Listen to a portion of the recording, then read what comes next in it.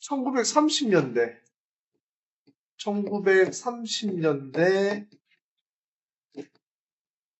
무장 독립운동이라고 하면 우리가 무슨 말을 해야 되냐면 앞에 20년대 무장 독립운동 끝물에 뭐가 나오냐면 20년대 후반에 삼부 통합운동이라는 게 나와.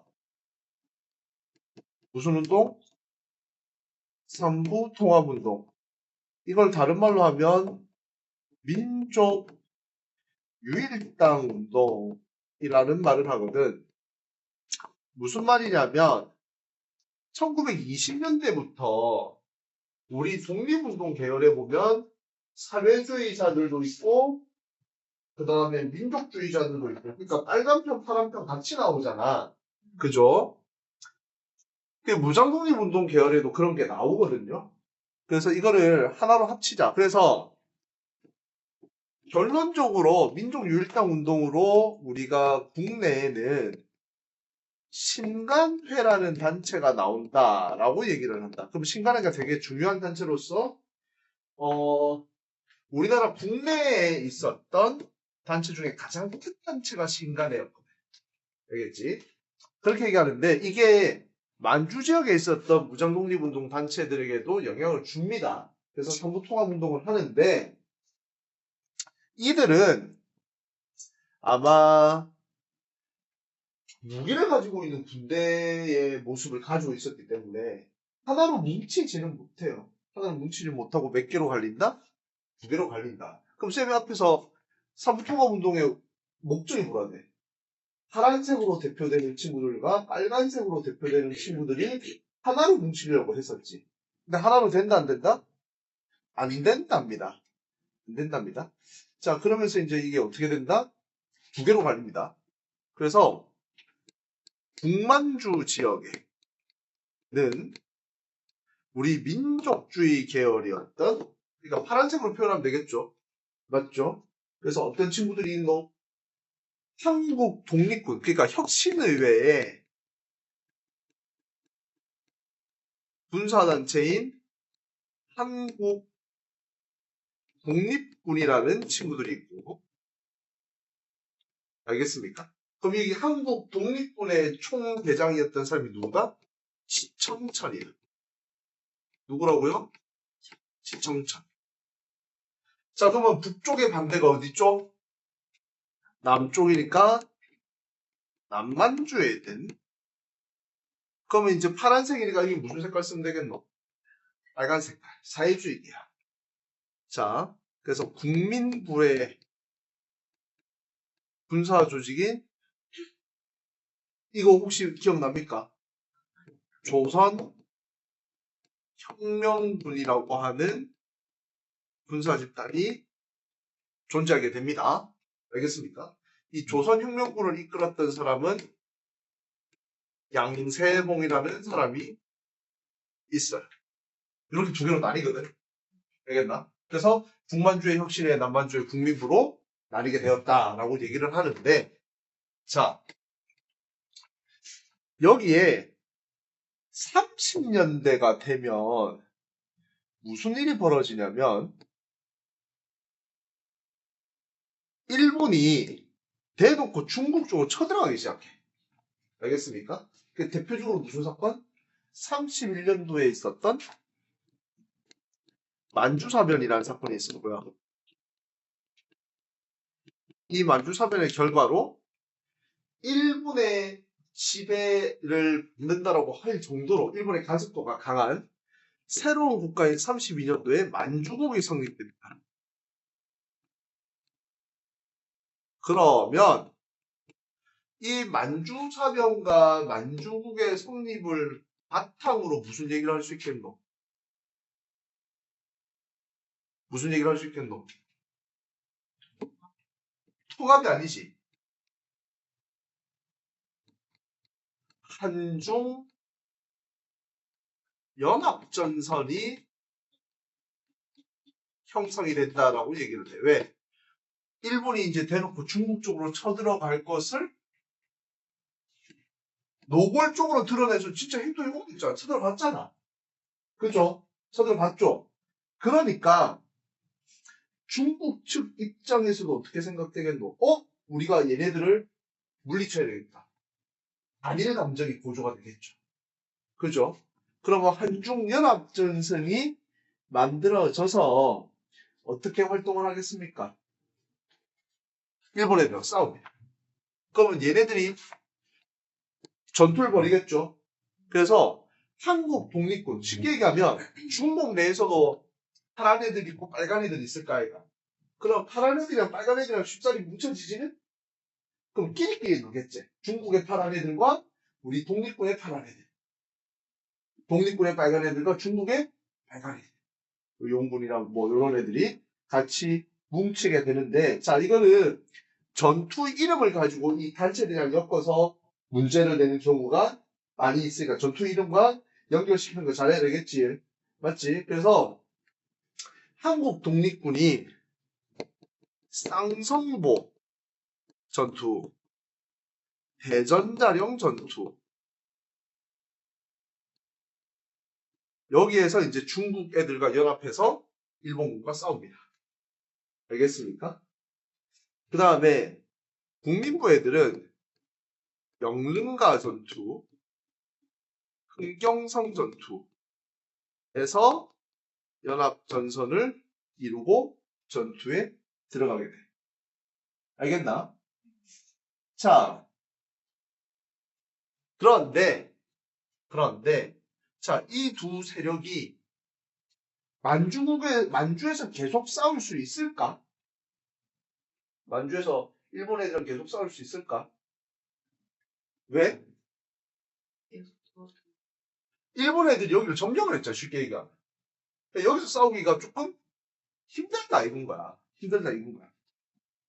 알겠습니까? 자, 그러면서 지청천이 이끌던 한국 독립군은 영화에서 나옵니다. 영화 암살에 보면 우리 여주인공 전지현 배우가 연기했던, 갑자기 이름이 생각이 안 나지? 그 배우 이름이 갑자기 생각이 안 나네. 하여튼 그 역할을 처음에 이제 이정재 배우가 데리러 가거든.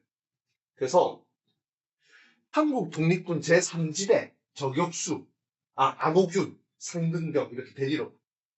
알겠지? 그러면서 이정재 배우가 이렇게 얘기합니다. 이청천 장군님은 잘 계시나? 막 이렇게 물어보거든.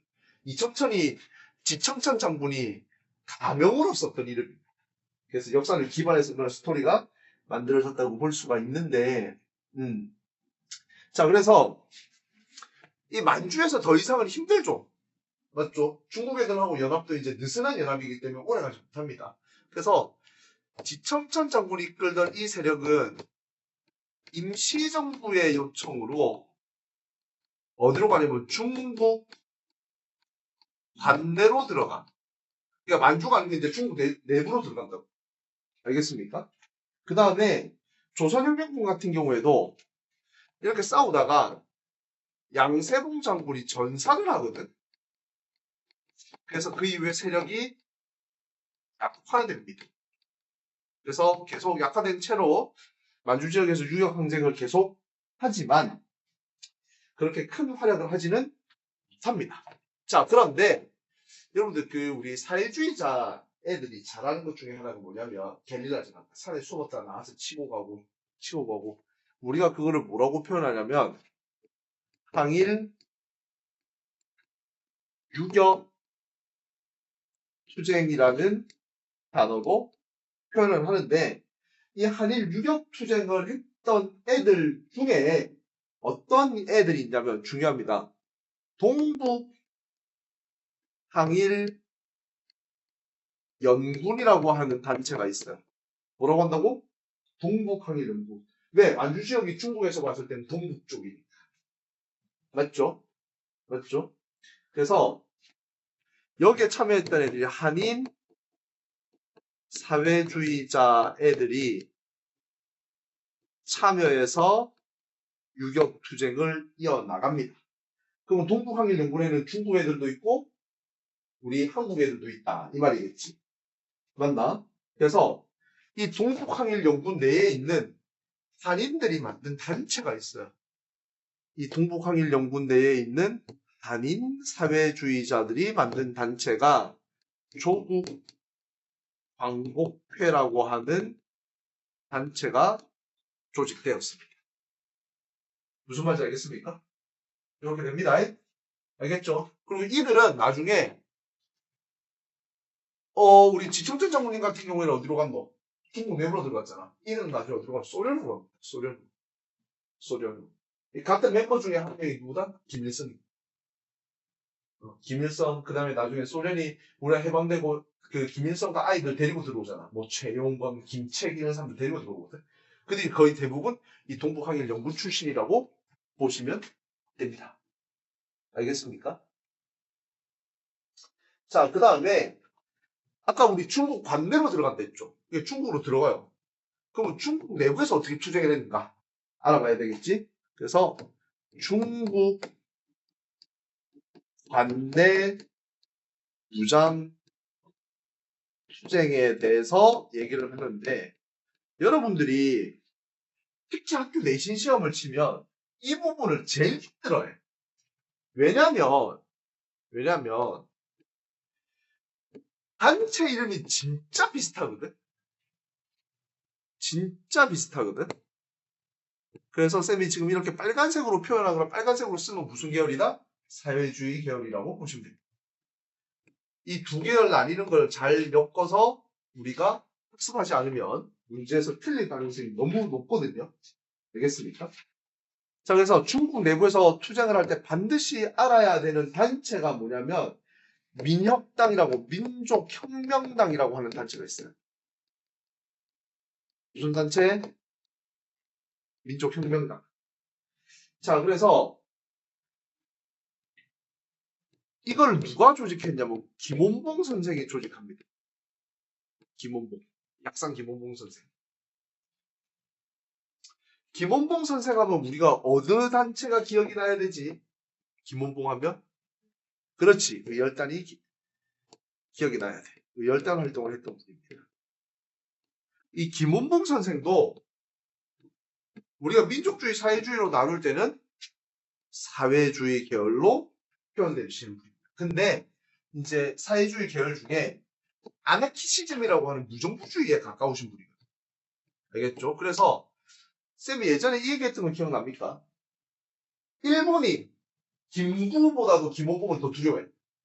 김구에게 내건 현상금보다 훨씬 많은 액수가 김원봉에 대한 현상금이었다 할 정도로 일본의 집중 타켓을 받았던 분인데 이분이 어떻게 되냐면 20년대까지는 폭탄전주로 의연 활동 위주로 했었거든요. 근데 본인이 의열단 활동을 하면서 뭐가 되냐면 한계점을 느끼는 거야. 아, 우리가 이게 폭탄 던지고 하는 거 가지고 이제 독립운동 하는데 그렇게 큰 어드밴티지를 얻을 수 없겠다라고 생각을 한 겁니다. 알겠습니까? 그래서 한계점을 느끼고 어디에 가냐면 중국에 가서 황푸군관학교라는 데를 들어가. 뭐라고? 황푸군관학교. 쉽게 얘기하면 중국의 육군생활학교 들어갑니다. 중국 육군생활학교. 이 황푸군관학교는 중국의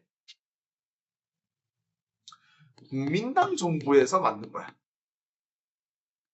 국민당 정부는 쌤이 지금 노란색으로 적었지만 그 자유민족주의. 그러니까 이 국민당 정부가 된 게 지금 타이완이거든. 대만이거든. 알겠죠? 그래서 왜 갔느냐?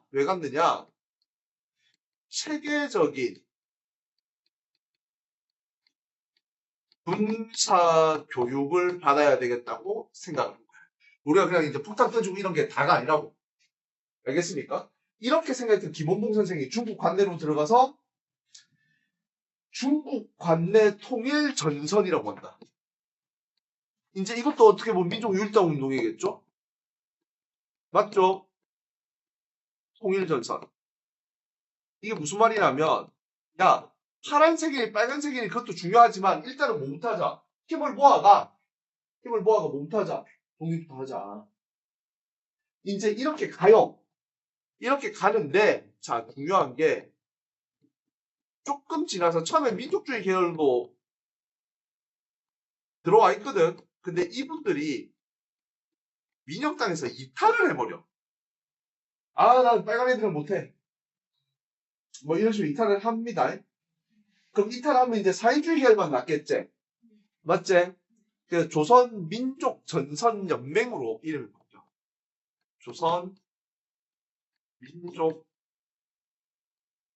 조선민족전선연맹으로 이름이 바뀝니다. 그러니까 우리가 힘을 좀 합치자라고 했던 게 반내 통일전선을 통해서 민혁당을 만들었는데 파란 친구들이 빠지니까 결국은 어떻게 된 건도 조선민족전선연맹이라고 사회주의 단체가 됩니다. 결론적으로 봤을 때. 이해됐습니까? 자, 그래서 이 조선민족전선연맹에 군대가 있습니다. 이게 조선용대입니다. 1938년에 창설이 됩니다. 조선용대가. 그럼 김원봉은 여기서 봤을 때 국민당 정부랑 조금 연결되는 연결고리가 있어 없어? 있죠. 그래서 중일전쟁 직후에 중일전쟁이 37년에 일어나거든. 전쟁 직후에 국민당 정부의 지원을 통해서 만들어진 군대다 이렇게 얘기할 수 있어. 알겠나? 그래서 지금 우리 앞에서 조선민족전선연맹 배웠지? 맞지? 조선용대는 이 조선민족전선연맹의 산하 조직으로 만들어진 거야. 그래서 사회주의 계열 군대입니다. 그럼 당연히 우두머리 누구겠노? 김원봉이겠죠. 맞죠? 자, 그렇게 하는데 이들 중에 이거 잘 들어. 이건 중요해. 이거 헷갈려. 알겠지? 이들 중에 얘네들이 난징에 있거든. 그러니까 한국의 남쪽에 있다고. 남쪽에 있는데 일부 부대가 화북으로 이동합니다. 그러니까 북쪽으로 간다고. 일부가 북쪽으로 간다고. 그래서 얘네들 이름이 조선 의용대 화북지대로 개편이 됩니다. 그러니까 조선 의용대가 남쪽에 있는 애들 한 파트, 북쪽에 있는 한 파트 이렇게 두 개로 갈렸다는 소리야. 알았어? 군대가 두 개로 쪼개진 거야. 알겠습니까? 그러니까 이들이 두 개로 갈린 상황에서 좀 이따 배우는데 임시정부에서도 군대를 만들거든? 한국 광복군이라고. 알겠나? 그래서 봐봐. 제가 요건 분홍색으로 적을게. 김원봉이 주도한 그러니까 사회주의 중에 약간 덜 빨간 애들.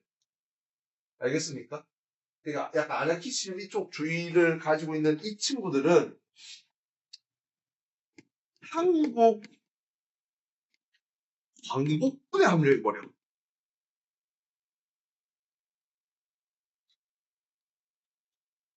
김구 선생이 이제 같이 하자고 하시거든요. 알겠습니까? 얘는 뭐 이념 대립이니 그런 뭐니 다 필요 없이 뭐 하는 거야? 일단 뭉쳐가지고 독립부터 하자. 그건 거고. 조선의용대 화북지대 같은 경우에는 나중에 이름이 바뀝니다. 조선의용군으로 바뀝니다. 알겠습니까? 그래서 이거는 김두봉이라는 인물이 지휘를 하게 돼. 자, 봐봐. 이렇게 하면 돼. 원봉이 형은 어디 간 거야? 김구 선생님이랑 함께 하러 임시정부로 가서 광복군이 됐고, 두봉이 형은 북쪽으로 올라가서 완벽한 붉은색 사회주의 군대가 되는 거야. 사회주의 군대가. 알겠습니까? 근데 이 모든 출발점에 있었던 자, 삼부통합운동 이후에 생겼던 어디? 국민부의 세봉이혁은 먼저 만주 지역에서 싸우고 있었다. 조선혁명군을 이끌었다. 원봉, 두봉, 세봉 이렇게 생각하시면 되겠습니다. 이해됐습니까? 조선을 용대 분화되는 거 너네 되게 많이 틀려. 알겠죠?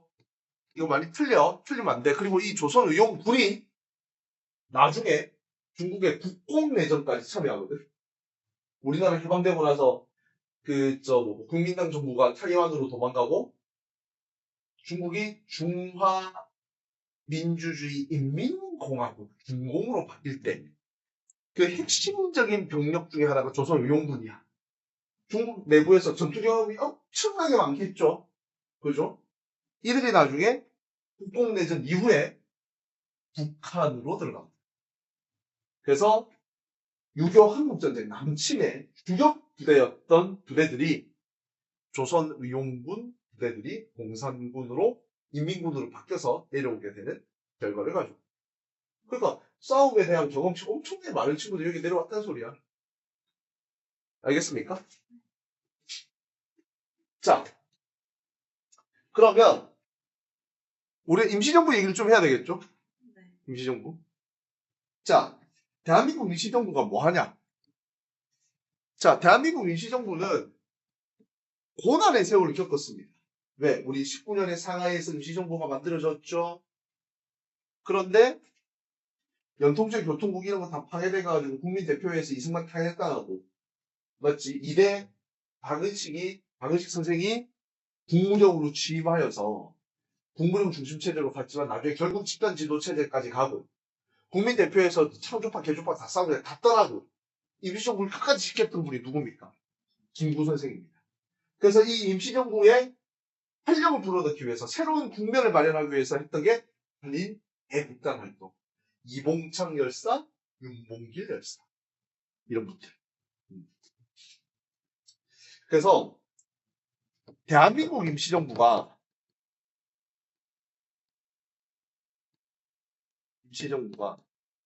재정비 기간에 들어갑니다. 알겠습니까?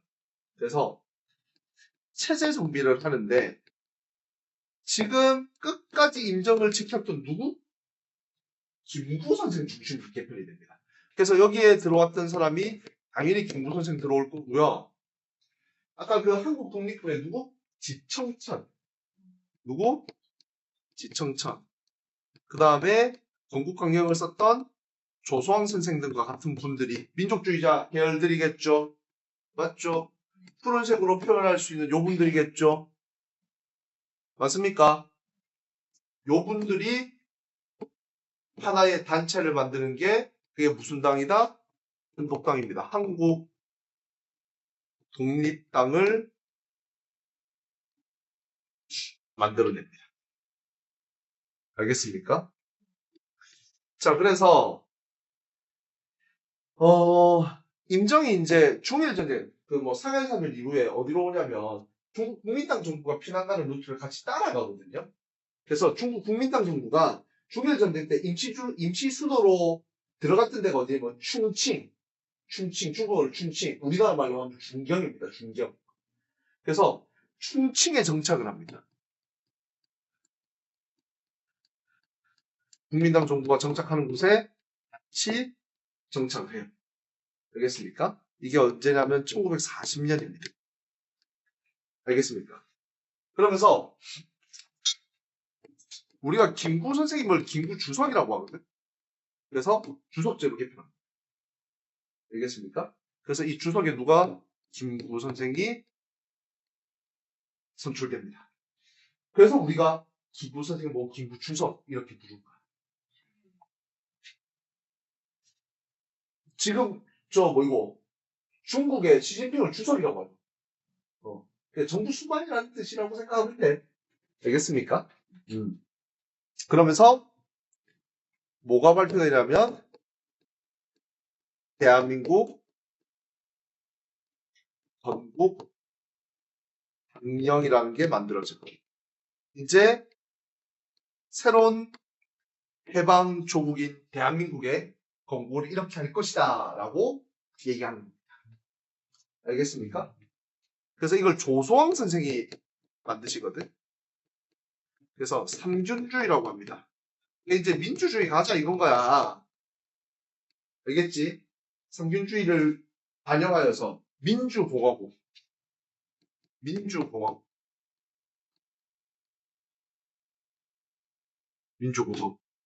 그 다음에 보통선거 토지국유화. 보통선거 토지 국유화. 그 다음에 무상교육 등을 주장했습니다.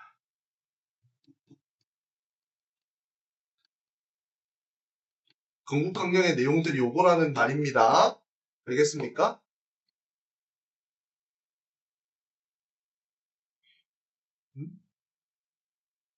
오케이. 마음에 안 들어. 다시. 오케이. 자, 그 다음에 보도록 합시다. 자, 그러면 이제 임시정부도 정비가 됐겠다. 일본과 본격적으로 싸워야 되겠죠. 군대 필요해, 안 필요해? 필요합니다. 그래서 만든 군대 이름이 뭐라고? 한국광복군입니다. 한국광복군을 창설합니다. 그래서 이것도 1940년의 일입니다. 자, 총사령관에 누구? 총사령관의 지청천 장군. 그러면 충칭해서 만들었다는 소리겠지. 그러면 중국 국민당 정부의 지원이 있겠나 없겠나?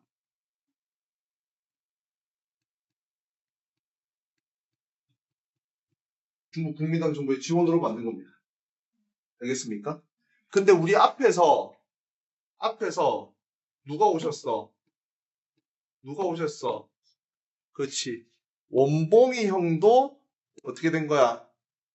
광복군에 합류를 합니다. 알겠습니까? 그럼 영화 암살 보면 그 장면이 나오잖아. 그 조승우 배우가 이제 김원봉 선생을 역할을 했고, 배 타고 가면서 김구 선생님께 전해주세요. 나 밀양사랑 김원봉이에다. 라고 하면서 등장해서 그 임시정부 청사에서 만나 약간 역사적 사실이랑 좀 시대가 달라요. 어이 약산 오랜만이군. 왜 결혼식은 북경에서 했어? 왜 관내에서 할 때는 이제 저 위쪽에서 했기 때문에. 그러면서 이제 같이 일을 하는 스토리가 되겠죠. 그게 이제 김원봉이 한국 광복군에 합류해서 임시정부에서 같이 활동했다라는 역사적 사실을 기반으로 해서 만든 내용입니다. 그러면서 당연히 일본과 싸워야 되겠죠. 태평양 전쟁이 발발하면서 대일 선전포고를 합니다. 왜? 그래야지 우리가 2차 세계대전에 연합국의 일원이 될 수 있겠지. 대일 선전포고를 하고 주로 어디서 했냐면 인도 버마 전선에서 활약을 많이 합니다. 왜냐면 중국 국민당 정부를 미국이 도와주거든. 그게 지금 저 중국에 가면 서현이 알게야. 윈난성이라고 그 판다 많이 사는 데 있거든. 대나무숲 있고. 그쪽 정글 루트를 해가지고 미군이 중국 국민당 정부를 보급해줬어. 그 루트로. 알겠나? 윈난 루트라고 해서 그 보급해주는 루트에서 제일 중요한 데가 뭐냐면 인도가 영국 식민지이기 때문에 인도부터 그 윈난 루트로 들어가는 거야. 알겠지? 그래서 투입돼서 영국군과 연합작전을 합니다. 주로 뭘 하냐면 그 일본 애들한테 선전을 해. 야 너네는 도의됐다. 너네는 답이 없다, 항복해라, 막 이런 거를. 그러면 영국 친구들은, 제페니즈, 일본어가 안 되죠? 그러니까, 일본 친구들한테 영어로, you surrender 이라고 뭐 이러고 있을 테니까. 왜? 한국 애들은 이제 일본의 식민지를 겪었기 때문에 일본어가 되거든. 선전도 하고, 특히, 포로 신문이라든지, 그런 것들을 잘했습니다. 일본어 통하니까. 알았죠? 알았죠? 자, 근데, 야, 광복군이 이 정도로 끝내야 되겠나? 우리나라 해방되는데 우리나라에 한번 들어와야 될 거 아니야. 그래서 국내 진공작전을 계획합니다. 국내 진공작전을 계획합니다. 자, 그래서 미 전략정보국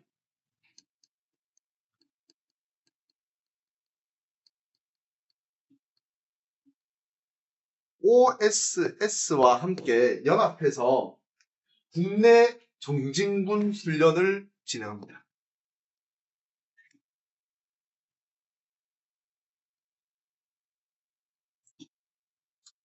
낙하산 타고 들어오려 했거든요.